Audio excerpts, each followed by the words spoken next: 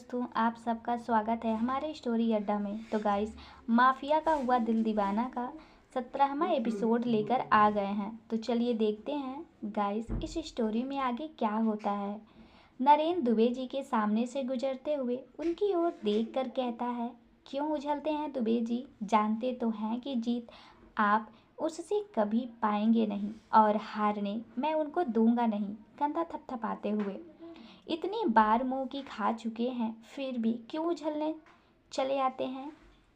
रहने दीजिए ना अपनी धुन में, आपका क्या जा रहा है। उसके अपने हैं संभालने के लिए, मैं हूँ देखने के लिए। आपको फिक्र करने की ज़रूरत नहीं है, बोलकर नरेन भी बाहर निकल जाता है।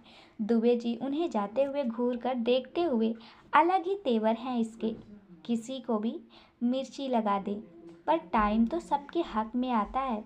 जब मेरी बारी आएगी तब बताऊंगा कि दीपक दुबे भी जीत सकता है। निया चौधरी।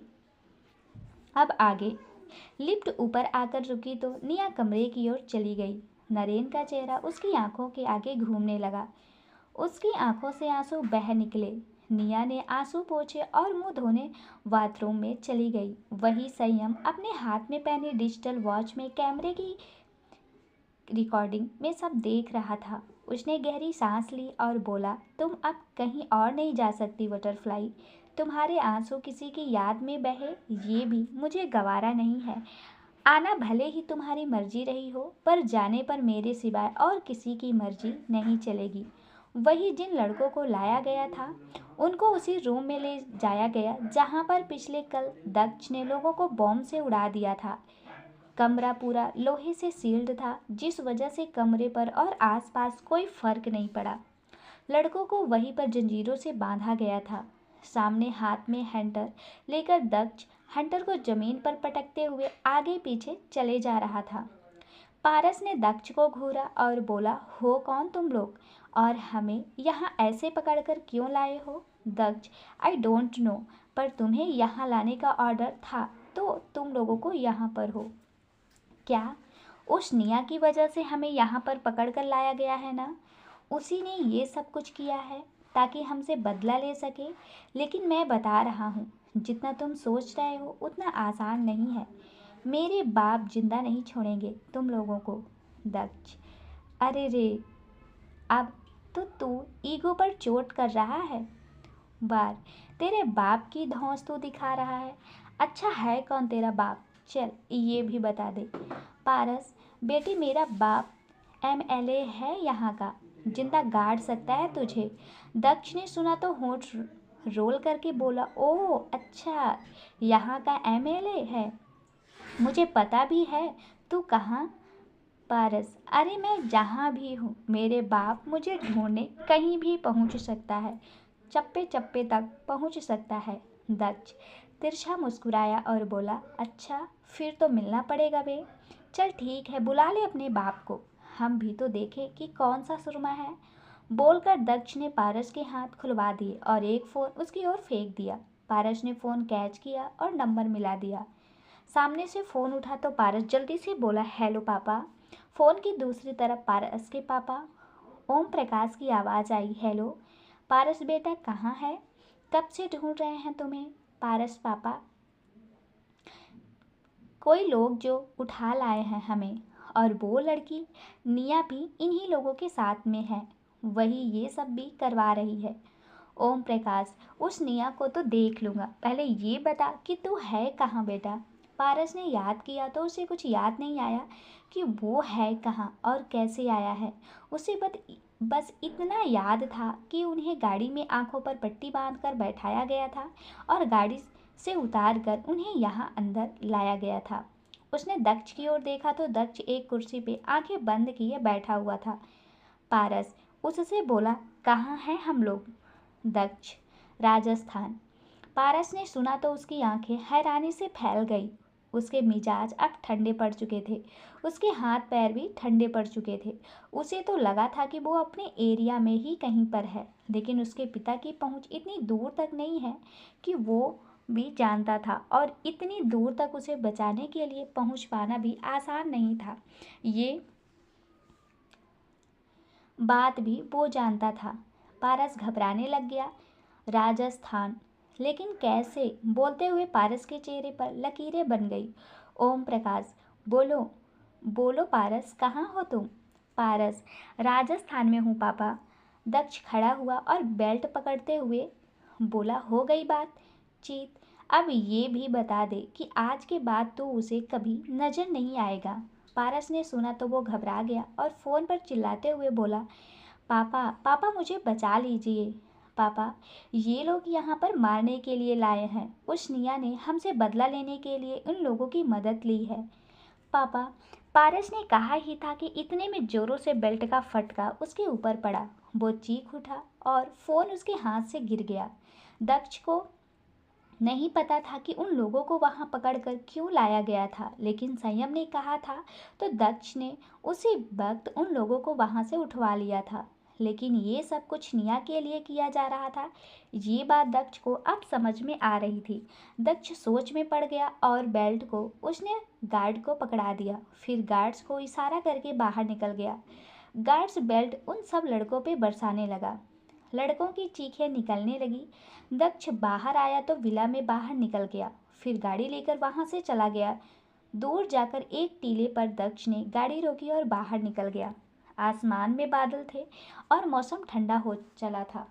दक्ष आकर रेत पर बैठ गया और उसने सिगरेट सुलगा दी। फिर आसमान में दूर देखते हुए सोचने लगा, आखिर ऐसा क्या है इस निया में जो एक ही इतना ज़्यादा करने लगे हैं। उसके किसी बदलने के लिए एके ने हिमाचल से लड़कों को उठवाया और यहाँ लाकर सजा दे रहे हैं। एके ने जनसेवा को ठेका तो नहीं ले रखा, फिर ये सब क्या कर रहे हैं? पहले ये शादी, फिर वो फिक्र, सबके सामने किस करना, और अब ये। इन सब में मोनिका का क्या? क्या एके अब उसके साथ नहीं रहेंगे? सोचते हुए दक्ष ने धुआं ऊपर आसमान में फूंक दिया और रेत पर लेट गया। संयम का विला। निया कमरे में वापस नीचे आ गई थी। निया उस कमरे से बाहर आई जहां से उन लड़कों के चीखने की आवाज़ सुनाई दे रही थी। निया ने कदम ठहर गए। पारस की तेज आवाज़ सुनाई दी, पापा। निया ने सुना तो मुट्ठी कस ली। उसकी आंखों के आगे अपने परिवार के लोगों के चेहरे चलने लगे।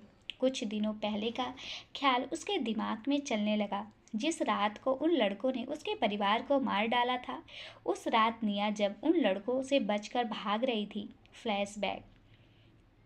निया फुल स्पीड में जीप दौड़ा रही थी। उसके अंदर चल रहा तूफान बहुत ज़्यादा था।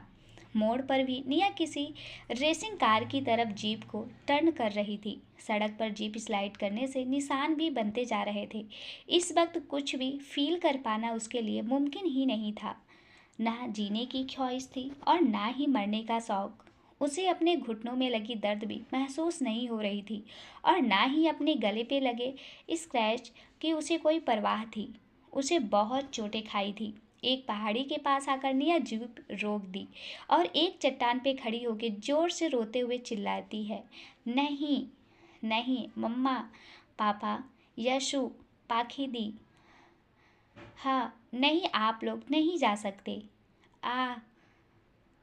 पाखी के जाने के बाद निया ने हिम्मत रखी थी, क्योंकि वो उसे इंसाफ दिलवाना चाहती थी और अपने अंदर जल रही आग को वो से कर ठंडा नहीं होने देना चाहती थी और आंसुओं को भी उसने अपनी आंखों में ही रोक रखा था। लेकिन अब उसकी हिम्मत जवाब दे चुकी थी। निया बेबस सी चट्टान पर बैठ जाती है।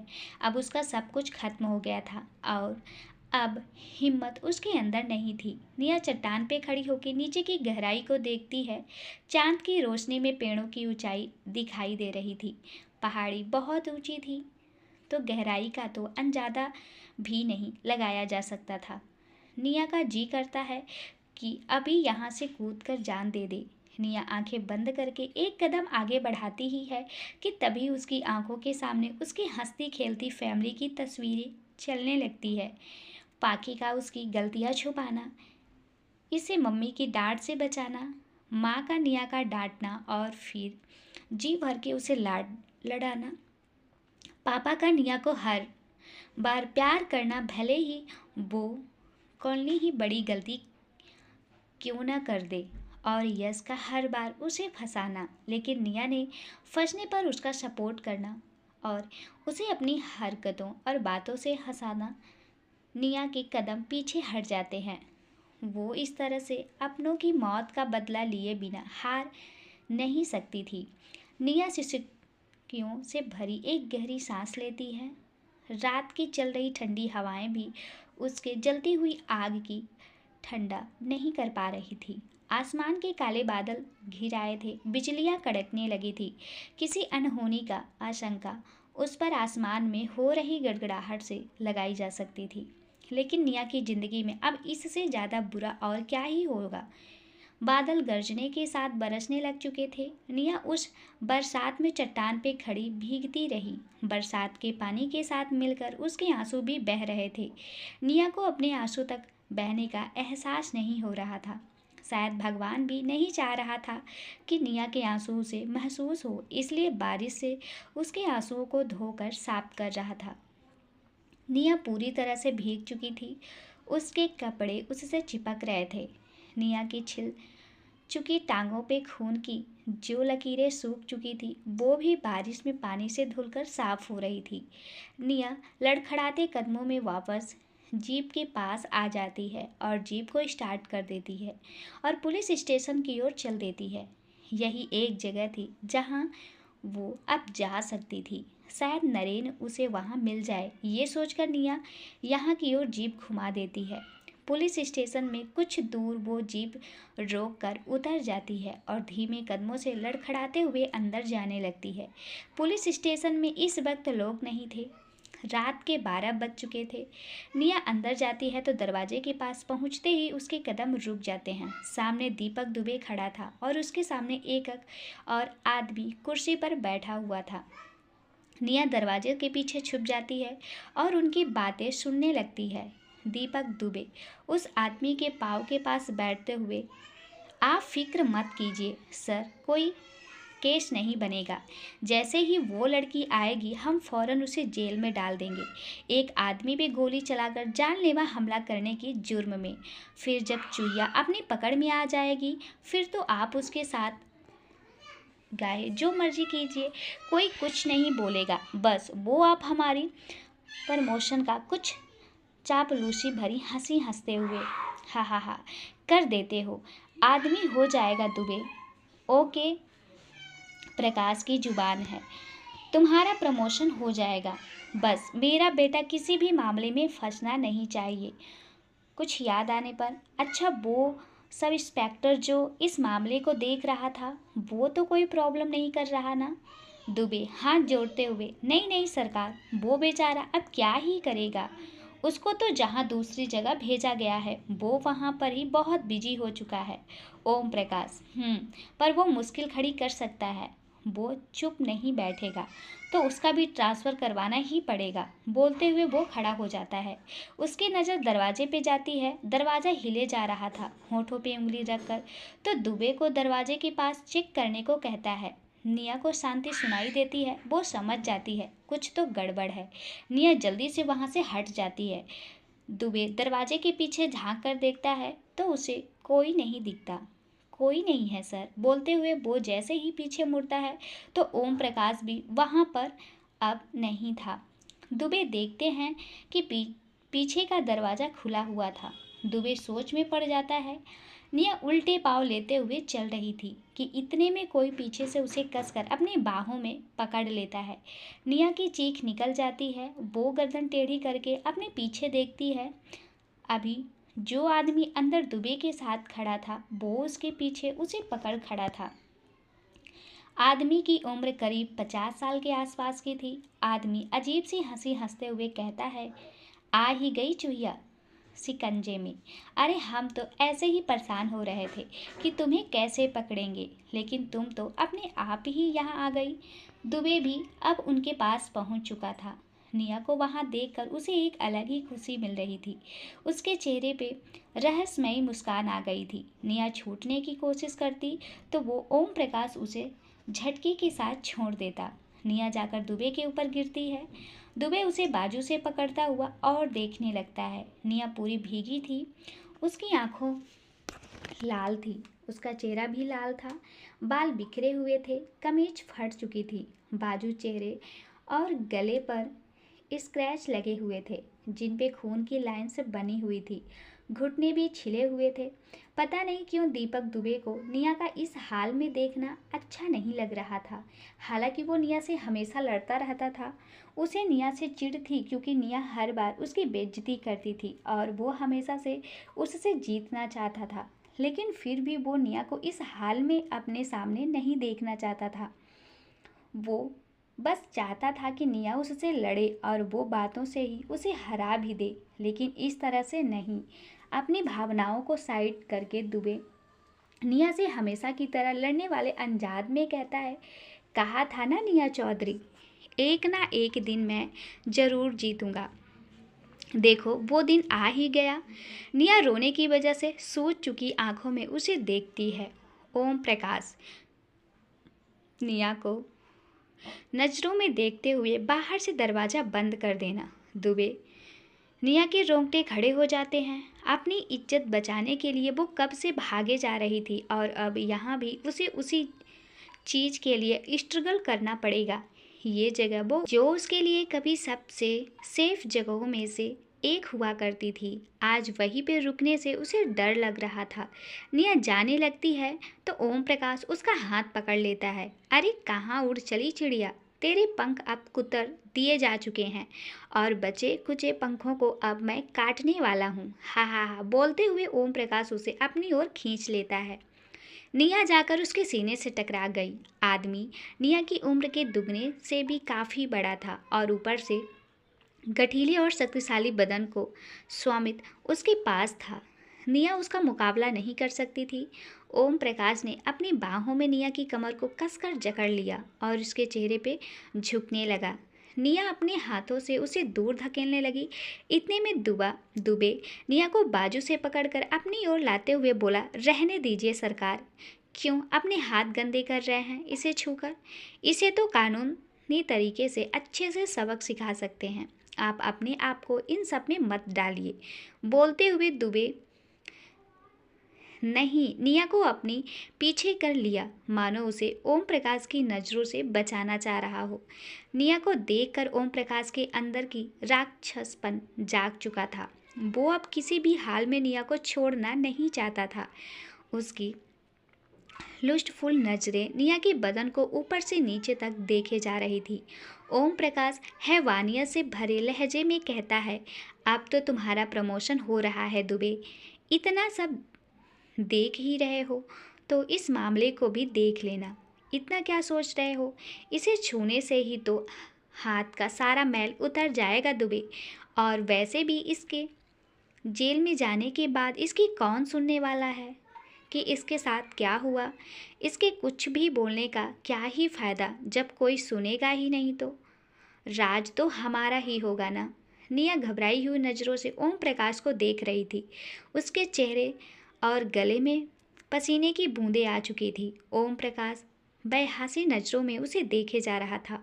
ओम प्रकाश झटके के साथ उसे अपनी ओर खींचा। उससे अब और अपनी हवस मिटाने का इंतजार नहीं हो रहा था। वो निया को बालों से पकड़ लिया। आह आह, निया की चीख निकल गई। ओम प्रकाश निया के गले पे अपने होंठ रखकर चूमने लगा। निया चिल्लाई, पर अफसोस वहाँ उसकी चीख सुनने वाला कोई भी नहीं था। निया अपने नाखूनों से ओम प्रकाश के सीने को चुभाने लगी। ओम प्रकाश उसे गर्दन से पकड़कर अपने मुंह को खोलते हुए अपने होठों को उसके चेहरे के करीब ले जाने लगा। दुबे अपने हाथों की मुट्ठी बना ली और वहाँ से बाहर निकल गया। पता नहीं क्यों, लेकिन उससे ये सब देखा नहीं जा रहा था। दुबे बाहर से दरवाज़ा बंद कर दिया। उसकी फ़ोन की बेल बजने लगी। दुबे फ़ोन रिसीव करते हुए बोला, हाँ बोलो। बोलते हुए दुबे की पकड़ फ़ोन पर बहुत कसी हुई थी। फ़ोन की दूसरी तरफ से आवाज़ आई, सर उस लड़की के घर के तीनों लोग को मार दिया गया। इन लोगों ने तीनों के माथे के बीचों बीच गोली लगी है और बॉडी पर भी कई जगह चोट के निशान हैं। ऑन द स्टॉप ही तीनों की डेथ हो चुकी है, पर हम लोग अभी तक उस जगह पे सील करने नहीं गए हैं। बस ऐसे ही जाकर देखा था तो नज़ारा बहुत दिल दहलाने वाला था। दुबे की पकड़ फ़ोन पर ये सुनने के बाद ढीली पड़ चुकी थी। उसने कॉल कट कर दी। उसे नहीं पता था ये लोग निया के पूरे परिवार को ही खत्म कर देंगे। दुबे बंद दरवाजे की तरफ देखने लगा। निया अपना सब कुछ खो चुकी थी। उसके पास अब ना कोई अपना बचा था और ना ही जब किसी अपने साथ होने की उम्मीद। निया की चीज़ें दुबे के दिल को छलनी सा कर रही थी। वही नरेंद्र श्रीवास्तव जो निया की बहन के केस को हैंडल कर रहा था, उसे भी ओम प्रकाश ने दूसरी जगह पर ड्यूटी के लिए भेज दिया था। लेकिन नरेन वापस निया से मिलने समय निकाल कर आया था। नरेन आया तो सीधे निया के घर की ओर चला गया। घर के बाहर का नज़ारा देखकर ही उसे किसी अनहोनी का अंदेशा लग चुका था। सब तरफ तोड़फोड़ हुई थी। घर के दरवाजे भी टूटे हुए थे। नरेन जल्दी से घर के अंदर चला गया। बरामदे में देखा तो सारा सामान उथल पुथल था, मानो किसी ने सोच समझकर जानबूझकर तोड़फोड़ को अंजाम दिया हो। थोड़ा अंदर जाके लिविंग रूम में देखा तो उसे सोफे के पास सुषमा जी जमीन पे पड़ी हुई दिखाई दी। नरेन का दिल मानो धड़कना भूल गया। नरेन जल्दी से उनके पास चला गया। सुषमा जी को पलटकर अपनी बाहों में लिया तो देखा कि उनके माथे में बीचों बीच गोली मारी गई थी। उनके माथे पे चीट के निशान थे और उनकी साड़ी का पल्लू भी हटा हुआ था। नरेन अपनी आंखें बंद किया तो उसकी आंखों में आंसू बह निकले। नरेन ने उनकी साड़ी का पल्लू ठीक कर दिया। उसकी आंखें मारने के लिए तैयार नहीं थी कि वो क्या देख रहा है। नरेन ने उनके गाल पे हाथ रखा और बोला, ये क्या हुआ आंटी? 2 दिन यहाँ से बाहर गया तो ये क्या हो गया? पास ही में देखा तो यश भी जमीन पर पेट के बल पड़ा हुआ था। नरेन सुषमा जी को जमीन पे लटाया और यश के पास जाकर उसे देखने लगा। फिर उसे हिलाते हुए बोला, हे चैम्प, गेट अप बॉडी। बोलते हुए नरेन ने उसे पलटा या तो उसके माथे के बीचों बीच गोली लगी हुई थी। नरेन के हाथ कांप गए। उसने कांपते हाथों से उसके सिर पे हाथ फेरा, फिर कांपते हुए खड़ा हुआ। अब उसमें इतनी हिम्मत नहीं थी कि वो घर में नजरें घुमाकर कुछ और भी देखे। उसकी सांसें रुक रुक कर चलने लगी थी। माथे से पसीनों की बूंद निकलने लगी थी। नरेन आगे की ओर देखा तो विवेक जी भी वहीं पर पड़े हुए थे। नरेन उनके पास जाकर बैठ गया और उनके सिर को अपनी गोद में रख लिया। विवेक जी की आंखें खुली हुई थी और खून की लाल लाल नसें उसमें उभरी हुई थी। नरेन भी आंखों से आंसुओं को चार बह निकली। विवेक जी के मुंह से भी खून निकला हुआ था। नरेन उनके चेहरे पे हाथ रख कर थपथपाते हुए रूंझे हुए गले से, विवेक अंकल उठिए ना, ये क्या कर रहे हैं आप लोग? ऐसे क्यों सोए पड़े हैं? उठिए ना अंकल, अभी तो पाकी के लिए लड़ना बाकी है, आप ऐसे नहीं सो सकते। बोलकर नरेन उनके सीने से सिर टिकाकर रोने लगा। उसने विवेक जी की आंखें बंद कर दी। उसके दिमाग में निया का ख्याल आया तो निया निया कहते हुए नरेन विवेक जी को जमीन पर रख दिया और लड़खड़ाता हुआ भागता हुआ निया के कमरे की ओर चल गया। दरवाजा से टकराकर वो कमरे के अंदर गया। उस कमरे का दरवाज़ा भी टूटा हुआ था। नरेन समझ पा रहा था कि निया जरूर कमरे के अंदर बंद होगी और उसे पकड़ने के लिए उसे दरवाज़ा को तोड़ा गया होगा। निया निया चिल्लाते हुए नरेन उसे पुकारने लगा, पर कोई जवाब उसे नहीं मिला। रात के पहर में उसकी आवाज़ गूंज रही थी। नरेन ने अपनी आंखें मूंद ली और हाथों की मुट्ठियां बना ली। निया को लेकर उसके दिमाग में उल्टे सीधे ख्याल आने लगे। निया का यहाँ ना होना उसका साथ कुछ और ही होने का संकेत दे रहा था। नहीं नहीं, निया को कुछ नहीं हो सकता, यही कहीं होगी नरेन, अच्छे से देख। बोलते हुए वो सामान को पलटते हुए देखने लगा। फिर जब उसे कुछ नहीं मिला तो वो वही दीवार से टेक लगाकर बैठ गया। उसने सिर को अपने हाथों में पकड़ते हुए चिल्लाकर कहा, तू नरेन कहाँ था जब ये सब हो रहा था? हाँ, कहाँ था तू? आ आ अगर कोई निया को उठाकर ले गया हो और उसके साथ कुछ।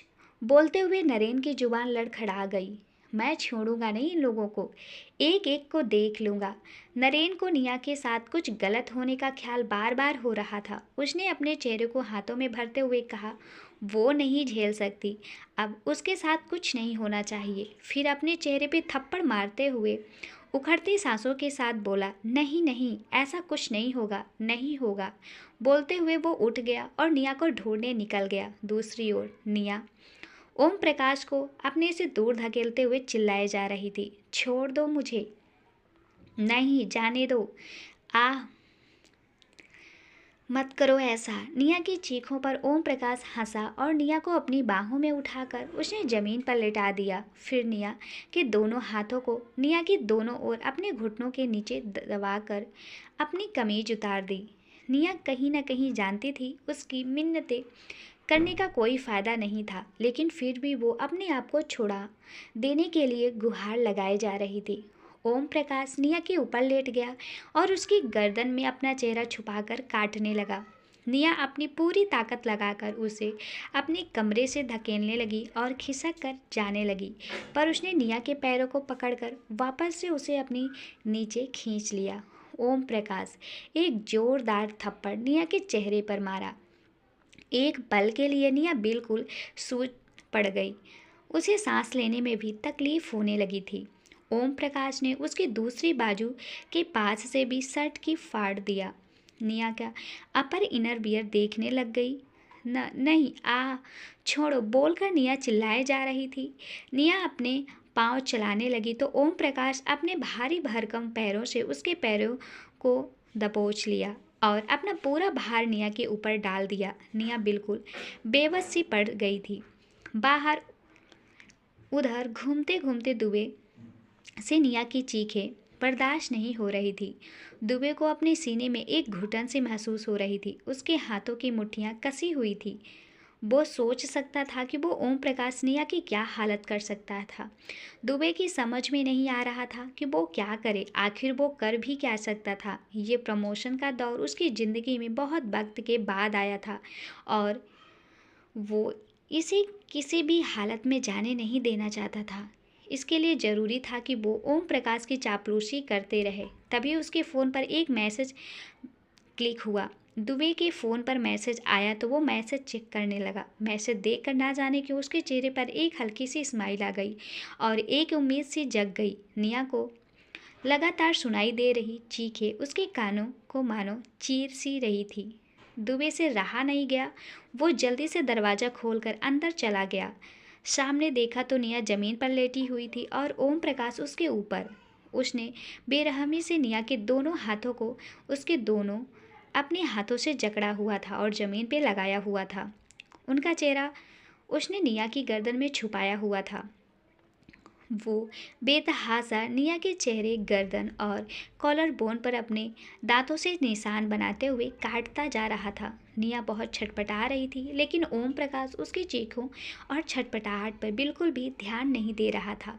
दुबे एक गहरी सांस लेते हुए कहता है, सर, वो नरेन श्रीवास्तव वापस आ गया है। मुझे लगता है कि अभी उसे हैंडल करना ज़्यादा ज़रूरी है।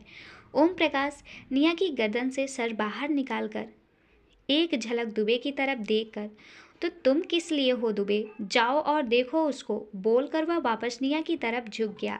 निया की आंखों में बेतहासा आंसुओं की धारा बहे जा रही थी। उसकी सिसकियों से ही उसका दर्द साफ सुनाए जा सकता था, लेकिन ओम प्रकाश जैसे राक्षस की उस पर जरा सी भी दया नहीं आ रही थी। दुबे अपनी आंखें बंद करके दोबारा से खोलते हुए बोला, सरकार, मुझे लगता है कि वो यही आ रहा है और मेरा औधा अभी भी उससे छोटा ही है। मेरी प्रमोशन नहीं हुई है सरकार, तो मैं उसे अभी नहीं संभाल पाऊंगा और ऊपर से इलेक्शन का समय भी नज़दीक है। अगर कोई इल्ज़ाम लग गया तो गड़बड़ हो जाएगी। ओम प्रकाश ने चिढ़ते हुए दुबे की तरफ देखा। किसी काम का नहीं है, बैलबुद्ध, कहते हुए वो निया के ऊपर से उठ गया। अंदर बंद कर इसे, बाद में आकर देखता हूँ, बोलते हुए ओम प्रकाश ने वही पास में फेंका हुआ अपना कुर्ता उठाकर पहनने लगा।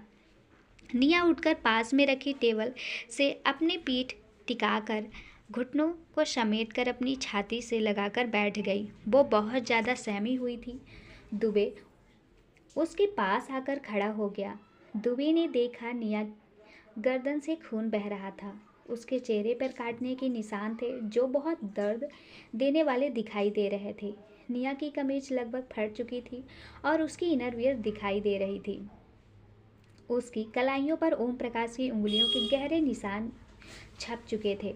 जिस तरह से निया को अब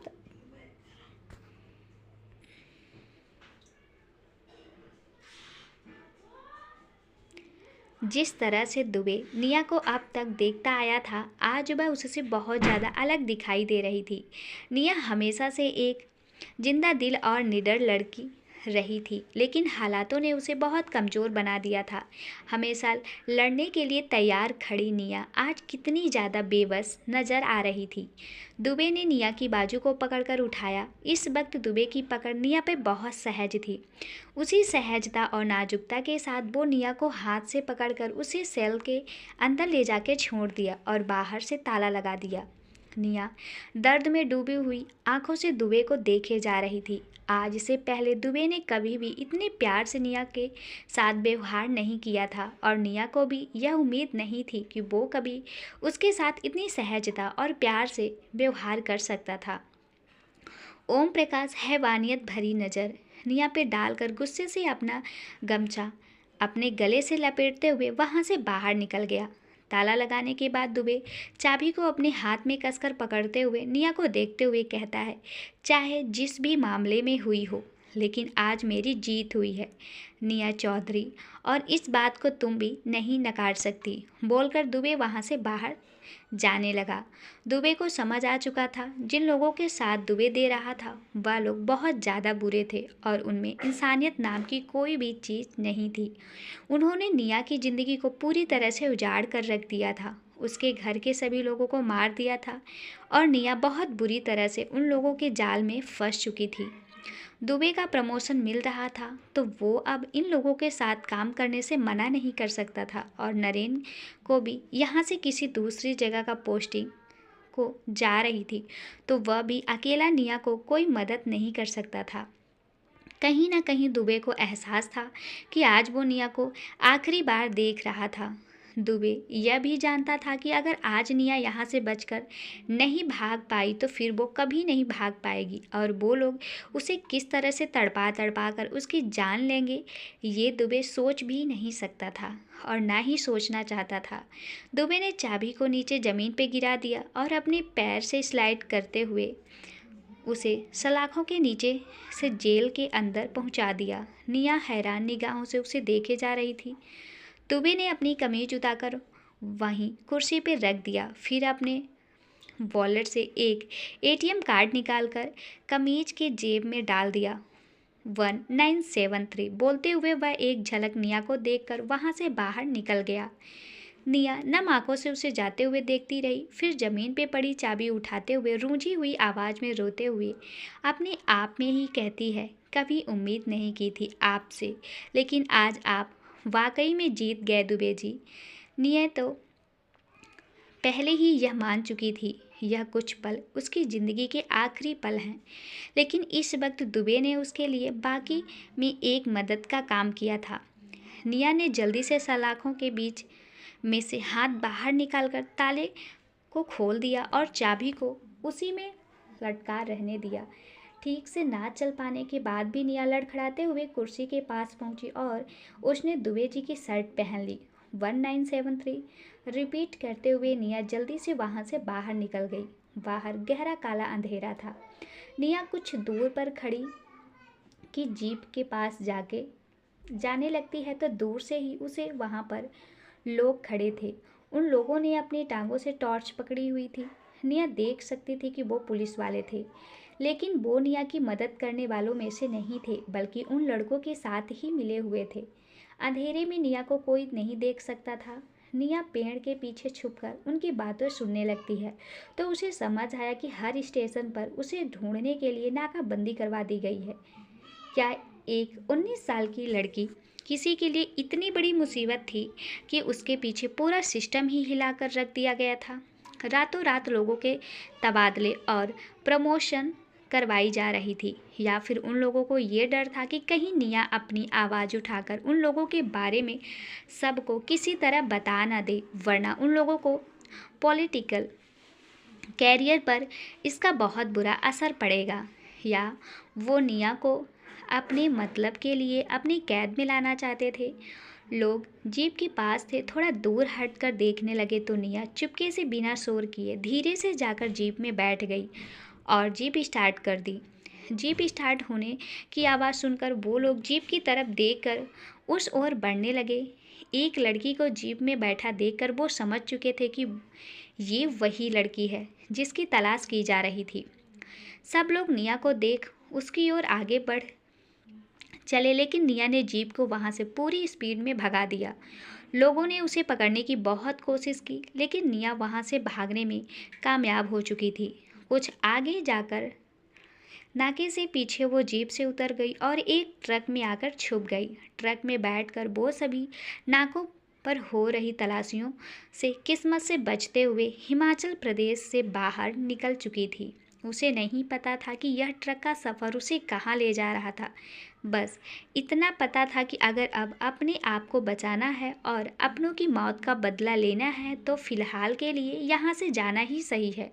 वर्तमान में निया दरवाजे के पास खड़े हो अंदर से आ रही लड़कों की चीखों को सुने जा रही थी।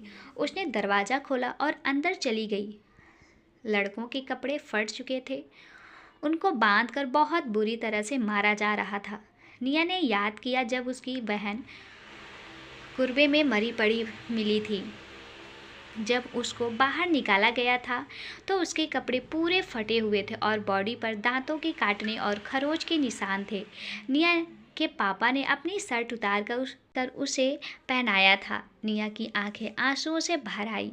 पारस ने निया को देखा तो बोला, निया निया हमें बचा लो, ये लोग मार डालेंगे। निया को समझ नहीं आया कि वो इंसान इतना बेशरम कैसे हो सकता था जिसके पूरे परिवार को इसने मार दिया था। अब वो उसी से छोड़ देने का गुहार लगा रहा था, उसी से कह रहा था कि वो उसे बचाए। निया, मेरी बहन भी मिन्नतें की होगी पर किसी ने उस पे दया नहीं दिखाई। उस वक्त तो सिर्फ अपनी हवस नजर आ रही थी ना। वो मर भी गई फिर भी कोई गम नहीं था। पारस, तुम्हें इंसाफ चाहिए तो कानून के जरिए लो ना। तुम क्यों गुंडी बन रही हो? अरे कोई और कुछ गलत करेगा, तुम भी करोगी क्या? ये लोगों के बीच में क्यों ला रही हो? ये मामला तो हमारा और तुम्हारा है ना। निया हल्का सा हंस दी। पारस को समझ नहीं आया कि अब क्या बोलकर वो निया को कन्विंस करे। निया को मनाने के अलावा उसके पास बचने का और कोई रास्ता नहीं था, क्योंकि वो समझ गया था कि इतनी दूर तक उसके पापा की पहुंच नहीं है। अगर हिमाचल होता तो शायद उसके पापा पहुंच भी जाता, लेकिन इतनी दूर तक उसके पापा की सोच में उन्हें नहीं ढूंढ सकता। पारस, कानून इंसाफ देगा निया, इन लोगों से बचा लो, दया करो निया। लड़कियां तो माफ़ करना जानती हैं। मेरी माँ मेरा इंतज़ार कर रही होगी, उनसे उनका बेटा मत छीनो। निया, मेरी दी का भी मेरी माँ, भाई, बाप सब इंतज़ार कर रहे हैं। मेरी मम्मा, पापा और भाई ने भी मुझसे मिन्नतें की होगी कि उन्हें छोड़ दिया जाए, पर बेरहमी से तुम ही लोगों ने उन्हें मार डाला। एक 15 साल के बच्चे पर भी रहम नहीं खाया। एक परिवार जिसने अभी बेटी खोई हो इंसाफ लेने निकला था, लेकिन इंसाफ मांगने की वजह से पूरा परिवार ही खत्म कर दिया गया। केस करने पर केस खारिज लेने की धमकियां दी जाने लगी, रास्ते में चलने पर हमले किए जाने लगे और आखिर में जब धमकियों और हमले से कुछ ना हो सका तो सबको मार दिया। पारस ने अपने बगल में खड़े गार्ड्स को देखा और फिर बोला, निया, माफ़ कर दो, हमें इतनी जल्लाद मत बनाओ। पारस ने कहा तो बाकी लड़के भी निया से माफ़ी मांगने लगे। निया दर्द भरी हंसी हंस दी, फिर उसने गार्ड को और अपना हाथ बढ़ाया। यहाँ खड़े सभी गार्ड्स निया को देखकर हाथ बांधे और सिर नीचे किए खड़े थे। निया का हाथ बढ़ा देखकर गार्ड्स ने निया को देखा। निया, हंटर दो। गार्ड्स ने हंटर निया को पकड़ा दिया। निया ने हंटर हाथ में कसा और फिर बोली, सुना था कि वक्त हर किसी का आता है, अच्छा हो या बुरा, लेकिन आता जरूर है। इतनी संत मैं नहीं हूँ अपनी पूरी फैमिली को ख़त्म कर देने वालों को माफ़ी बांटती फिरूं, और ना ही इतनी मूर्ख हूँ कि हाथ आए मौके को जाने दें। जब तुम लोगों का कोई हमदर्दी, कोई रियायत नहीं बरती, तो मुझरी किस बात की उम्मीद लगाए हो? बोलते हुए निया ने हंटर को पकड़ा, फिर उनकी आगे बढ़ते हुए बोली, आप भगवान को याद करो या मुझे को, क्योंकि या तो अब तुम्हें भगवान बचा सकता है या मैं, पर भगवान बचाएगा नहीं, क्योंकि पापी को सजा देना उनका सबसे पहला धर्म है, और मैं छोड़ूंगी नहीं, क्योंकि अपने परिवार के लिए ये मेरा कर्म है। बोलते हुए निया ने उन लोगों पे चौड़े बरसाने शुरू कर दी। पहले से ही चोटिल लड़कों को दर्द भरी चीखें निकलने लगी। निया बेतहाशा उन लोगों को मारने लगी। एक एक पल में उसे दर्द का हिसाब जा के उसे लेना था। वो हर एक दर्द भरी सांसें जो उन लोगों ने उसे दहशत करे माहौल में ली थी, उन सब का बदला आज इन संगों की दर्द भरी सांसों में लेना था। कमरे में खड़े गार्ड्स निया को उन लड़कों को मारते हुए देखते रहे। तो गाइस, इस स्टोरी में आगे क्या होगा, मैं इसका नेक्स्ट पार्ट जल्दी से जल्द इसी चैनल में प्रसारित कर दूंगी। Thank you guys.